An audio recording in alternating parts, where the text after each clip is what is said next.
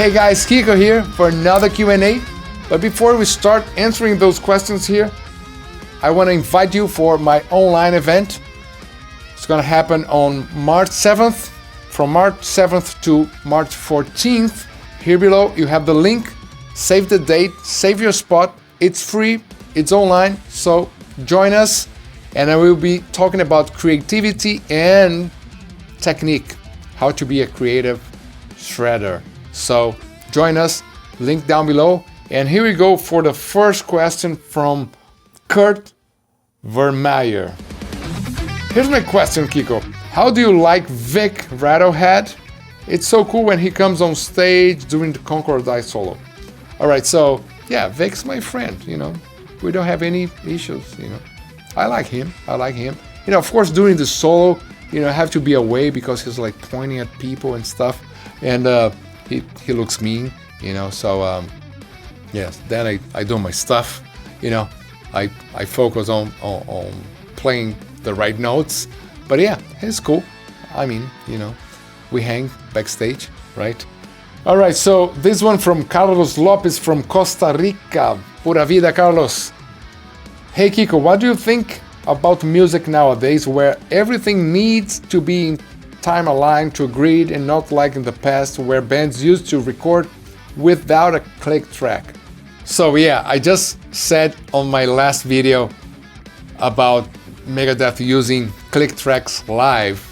So yeah, I do prefer, I don't know, I do like the old school, recording live in a real performances in the studio, right? But also the new bands and playing to a click track, having the grid, it sounds so tight, sounds so perfect, and you can go back and readjust stuff. So I don't know. So and you don't need to follow the grid. You can play off the grid, and then I think every time more the bands and the players will learn how to when to use, how to work with the grid, how to obey the grid or to be off the grid.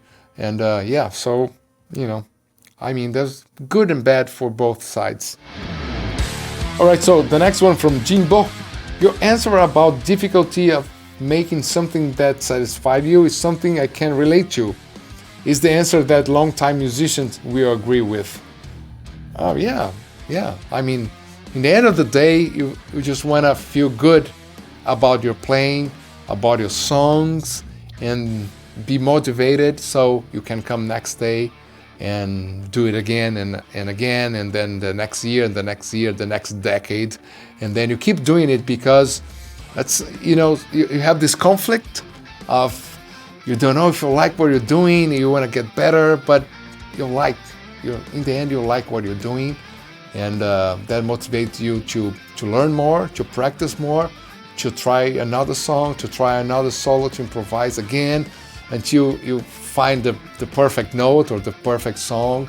So I think this conflict are very important to make you, to make you practice, to make you play every day. Another one about the answer I gave last Q&A. This one from Isabelle Fusino. She said, I found your answer to the first question really interesting, and I really hope you find open source satisfying to you. Because it's such a masterpiece. So thank you very much. It is open source, of course, all the songs there are in an album, they are the winners, right? So you try a lot of ideas, you compose a lot of stuff, and then you choose the best ones, the ones that satisfies you the most. Sometimes you go back, so you're not sure, maybe it's not so good, like this uncertainty is like kills you, but you have to go, have to listen to the idea or to the song. It's like at some point I really liked that idea, so that's why this idea is going to the album. That's why this song is going to the album. Some songs you really think they're great. Some songs you're not sure, but sometimes you like the parts but not sure about the whole structure or the way you played and things like this. I think those insecurities are part of being an artist. It's a part of being a human being, but being an artist I think is more intense, so you have to be insecure, and then you keep trying, you keep trying to find your best version. So so the songs on open source, they are the winners, and now I'm working on other songs, for a future album, and I have the same thing, sometimes I like, sometimes I don't, I'm not sure, but I come back every day and try to, tweak the songs to make them better. All right, the next one here from Paulo Ricardo Costa. That sounds very Brazilian. Actually, Paulo Ricardo was a famous singer from Brazil, beautiful guy, I think he's still around, like singing. Kiko, another amazing video. Congrats. And congrats on sharing our Brazilian culture. I told you, our Brazilian culture. Can you really listen to a song without analyzing the movements? Only listen to enjoy the moment? I think it's interesting, this comment. It's not this question, because sometimes when you start analyzing songs or you start analyzing the harmony, melodies, people, they're not musicians, they think like, if you analyze too much music, can you enjoy music? I think that was kind of the question. Can you really enjoy music? Because when you listen to a song, you understand everything, it's what's happening, so you lose interest. And my answer to that is no. All the musicians, they love music. They love so much, but so much. They enjoy so much that they decide to make this as a living. They decide to play guitar, in my case, to play guitar for a living.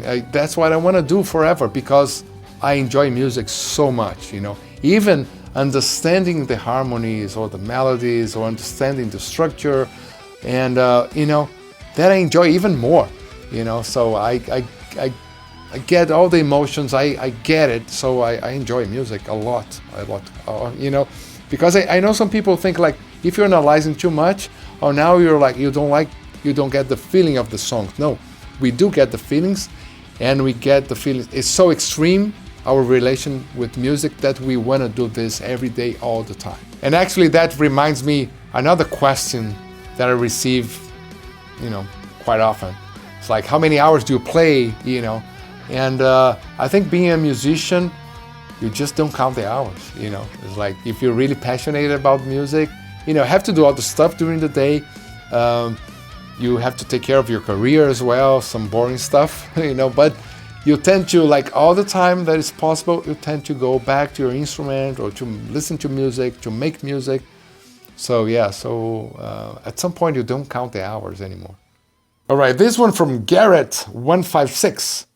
Imagine some dark-dressed guy coming to you back in 91 from the future when Megadeth was on stage and saying that you were gonna be part of Megadeth in like 30 years' time. Would you believe it? All right, so it's a dark-dressed guy in Rio in 91. I would just say like, well, take my wallet, it's fine. So like, I was born in Rio, so I can make this joke. And another thing, it was not 30 years, like 24 years. 24 years, just, 24 years. Man, when you're 19, 20 years old, you don't imagine, you don't think like 30 years,